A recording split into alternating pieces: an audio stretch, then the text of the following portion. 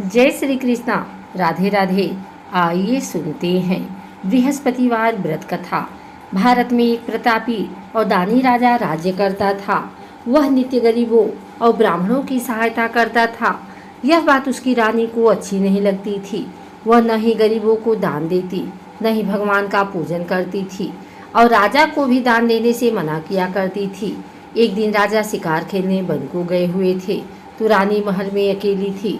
उस समय बृहस्पति देव साधु वेश में राजा के महल में भिक्षा के लिए गए और भिक्षा मांगी। रानी ने भिक्षा देने से इनकार किया और कहा, हे साधु महाराज, मैं तो दान पुण्य से तंग आ गई हूँ। मेरा पति सारा धन लुटाते रहते हैं। मेरी इच्छा है कि हमारा धन नष्ट हो जाए, फिर न रहेगा बांस न बाजेगी बांसुरी। साधु ने कहा, देवी तुम बड़ी विचित्र हो। धन संतान तो सभी चाहते हैं, पुत्र और लक्ष्मी तो पापी के घर भी होने चाहिए। यदि तुम्हारे पास अधिक धन है तो भूखों को भोजन दो, प्यासों के लिए प्याऊ बनवाओ, मुसाफिरों के लिए धर्मशालाएं खुलवाओ।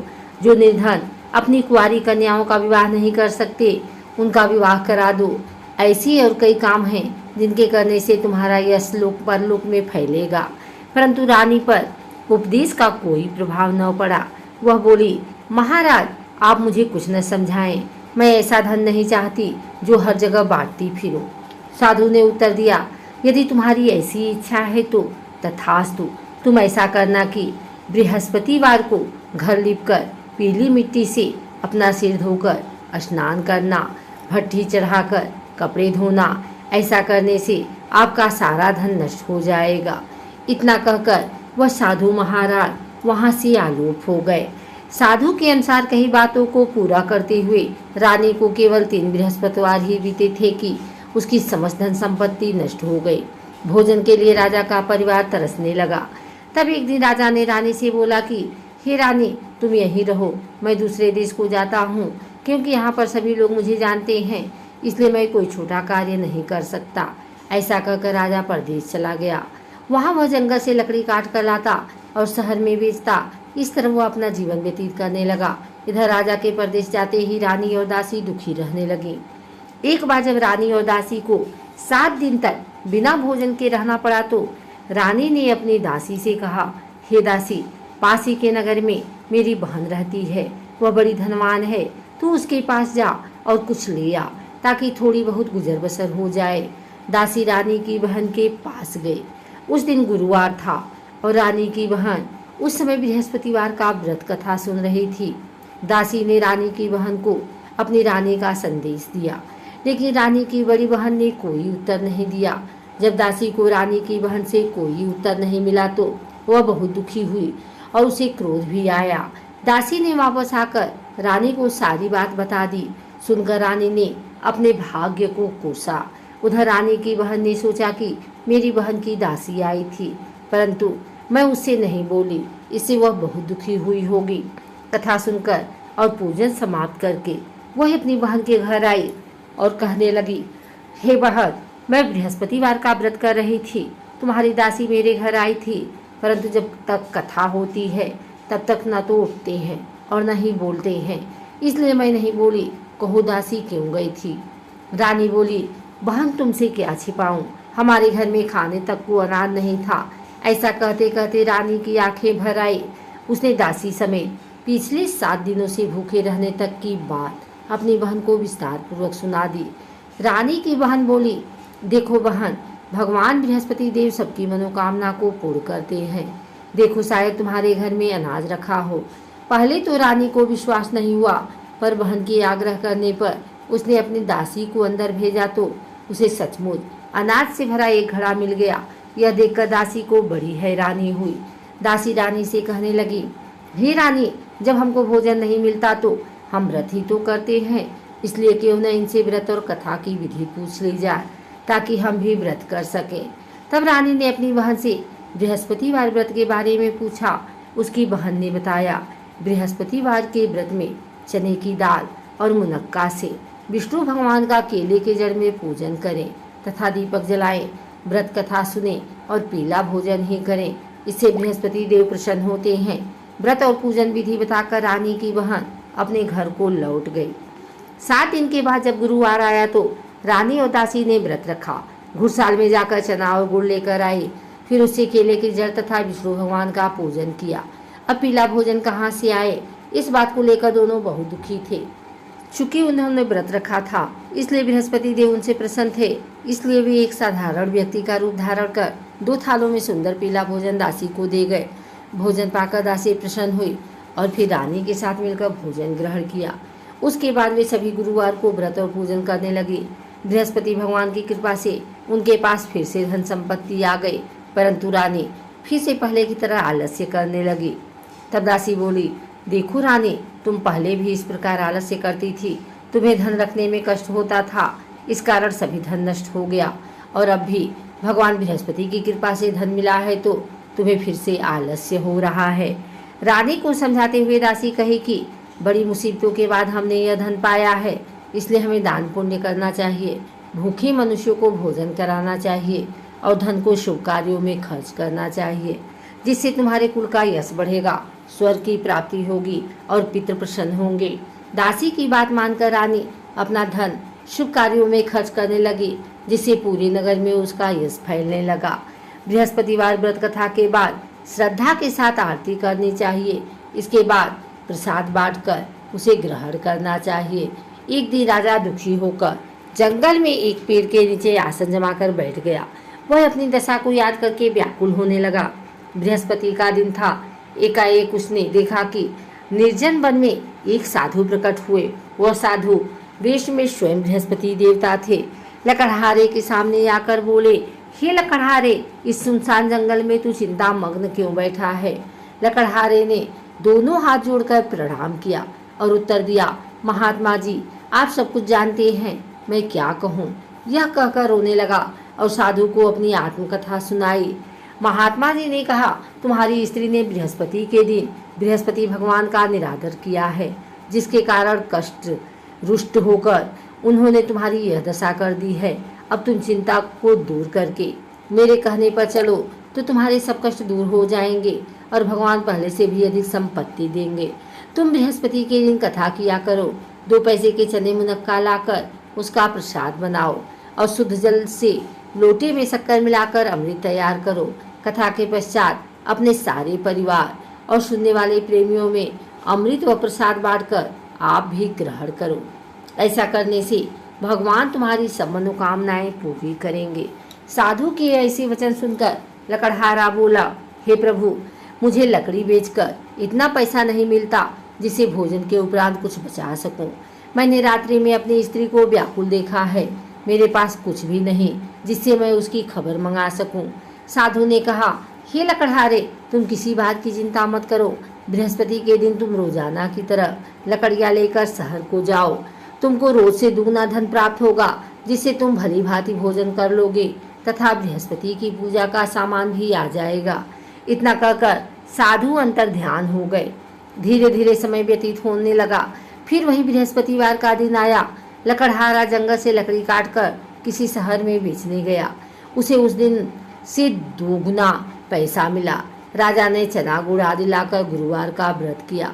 उस दिन से उसके सभी क्लेश दूर हुए, परंतु जब दोबारा गुरुवार का दिन आया तो बृहस्पतिवार का व्रत करना भूल गया। इस कारण बृहस्पति भगवान नाराज हो गए। उस दिन उस नगर के राजा ने विशाल यज्ञ का आयोजन किया तथा शहर में यह घोषणा करा दी कि कोई भी मनुष्य अपने घर में भोजन न बनावे न आग जलावे। समस्त जनता मेरे यहाँ भोजन करने आवे। इस आज्ञा को जो न मानेगा उसे फांसी की सजा दी जाएगी। इस तरह की घोषणा संपूर्ण नगर में करवा दी गई।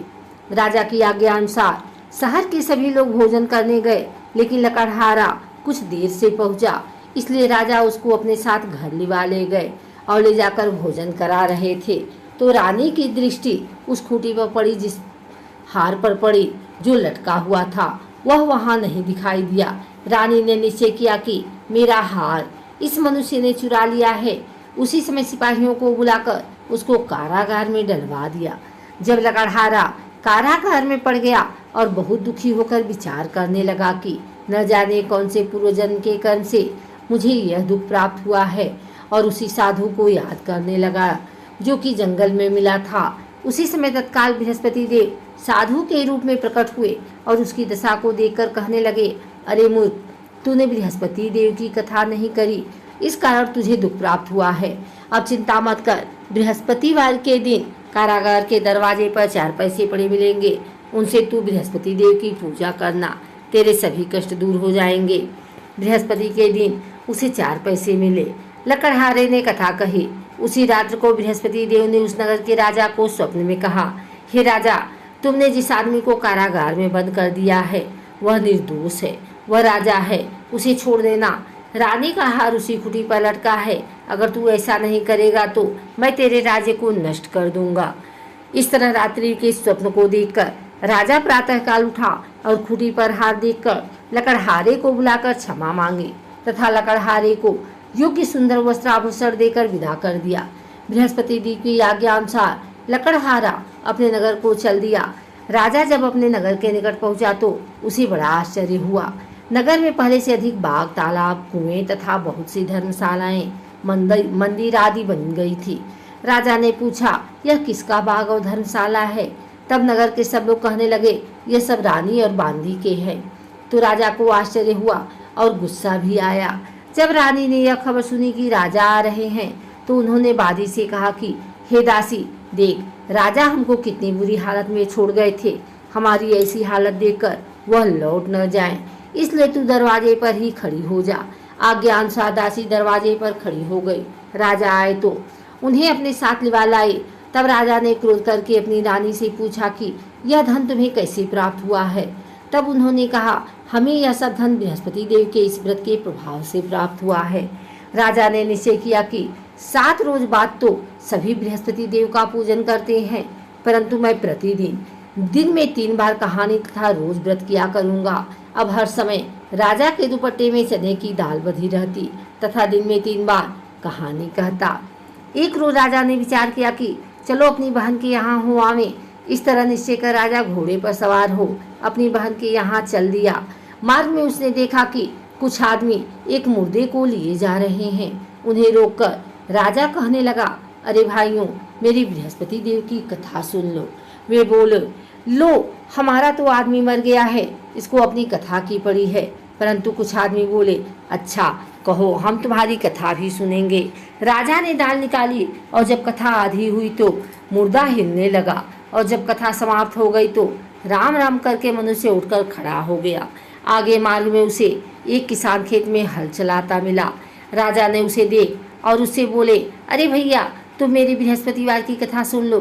किसान बोला, जब तक मैं तेरी कथा सुनूंगा तब तक 4 हरैया जोत लूंगा, जाए अपनी कथा किसी और को सुनाना। इस तरह राजा आगे चलने लगा। राजा के हटते ही बैल पछाड़ खाकर गिर गए तथा किसान के पेट में बड़ी जोर का दर्द होने लगा। उस समय उसकी माँ रोटी लेकर आई।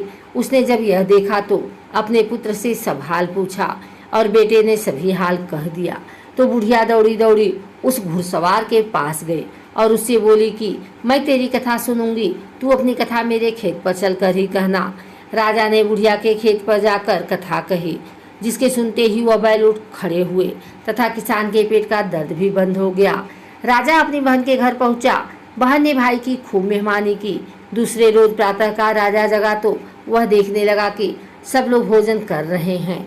राजा ने अपनी बहन से कहा, ऐसा कोई मनुष्य है जिसने भोजन नहीं किया हो? मेरी बृहस्पतिवार की कथा सुन ले। बहन बोली, हे भैया, यह देश ऐसा ही है कि पहले यहाँ लोग भोजन करते हैं, बाद में अन्य काम करते हैं। अगर कोई पड़ोस में हो तो देखाऊं। वह ऐसा कहकर देखने चली गई, परंतु उसे कोई ऐसा व्यक्ति नहीं मिला जिसने भोजन न किया हो। अतः वह एक कुम्हार के घर गई जिसका लड़का बीमार था। उसे मालूम हुआ कि उनके यहाँ 3 रोज से किसी ने भोजन नहीं किया है। रानी ने अपने भाई की कथा सुनने के लिए कुम्हार से कहा। वह तैयार हो गया। राजा ने जाकर बृहस्पतिवार की कथा कही, जिसको सुनकर उसका लड़का ठीक हो गया। अब तो राजा की प्रशंसा होने लगी। एक रोज राजा ने अपनी बहन से कहा कि हे बहन, हम अपने घर को जाएंगे, तुम भी तैयार हो जाओ। राजा की बहन ने अपनी सास से कहा। सास ने कहा, हाँ चली जा, परंतु अपने लड़कों को मत ले जाना, क्योंकि तेरे भाई की कोई औलाद नहीं है। बहन ने अपने भैया से कहा, हे भैया, मैं तो चलूंगी पर कोई बालक नहीं जाएगा। राजा बोला, जब कोई बालक नहीं चलेगा तब तुम ही क्या करोगी। बड़े दुखी मन से राजा अपने नगर को लौट आया। राजा ने अपनी रानी से कहा, हम निर्वंशी हैं, हमारा मुंह देखने का धर्म नहीं है और कुछ भोजन आदि नहीं किया। रानी बोली, हे प्रभु, बृहस्पति देव ने हमें सब कुछ दिया है, वह हमें औलाद अवश्य देंगे। उसी रात को बृहस्पति देव ने राजा से स्वप्न में कहा, हे राजा उठ, सभी सोच त्याग दे, तेरी रानी गर्भ से है। राजा की यह बात सुनकर बड़ी खुशी हुई। 9वें महीने में उसके गर्भ से एक सुंदर पुत्र पैदा हुआ। तब राजा बोला, हे रानी, स्त्री बिना भोजन के रह सकती है पर बिना कहे नहीं रह सकती। जब मेरी बहन आवे तुम उससे कुछ कहना मत। रानी ने सुनकर हाँ कर दिया। जब राजा की बहन ने यह सब समाचार सुना तो वह बहुत खुश हुई तथा बधाई लेकर अपने भाई के यहाँ आई। तभी रानी ने कहा, घोड़ा चढ़कर तो नहीं आई, गधा चढ़ी आई। राजा की बहन बोली, भाभी, मैं इस प्रकार नहीं कहती तो तुम्हें औलाद कैसे मिलती। बृहस्पति देव ऐसे ही हैं, जैसी जिसके मन में कामनाएं हैं सभी को पूर्ण करते हैं। जो सद्भावना पूर्वक बृहस्पतिवार का व्रत करता है एवं कथा पढ़ता है अथवा सुनता है, दूसरों को सुनाता है, बृहस्पति देव उसकी सभी मनोकामना पूर्ण करते हैं। भगवान बृहस्पति देव उसकी सदैव रक्षा करते हैं। संसार में जो मनुष्य सद्भावना से भगवान जी की पूजन व्रत सच्चे हृदय से करते हैं तो उनकी सभी मनोकामनाएं पूर्ण करते हैं। जैसी सच्ची भावना से रानी और राजा ने उनकी कथा का गुणगान किया तो उनकी सभी इच्छाएं बृहस्पति देव ने पूर्ण की थी। इसलिए पूर्ण कथा सुनने के बाद प्रसाद लेकर जाना चाहिए। हृदय से उसका मनन करते हुए जयकारा बोलना चाहिए। बोलो बृहस्पति देव भगवान की जय, भगवान विष्णु की जय।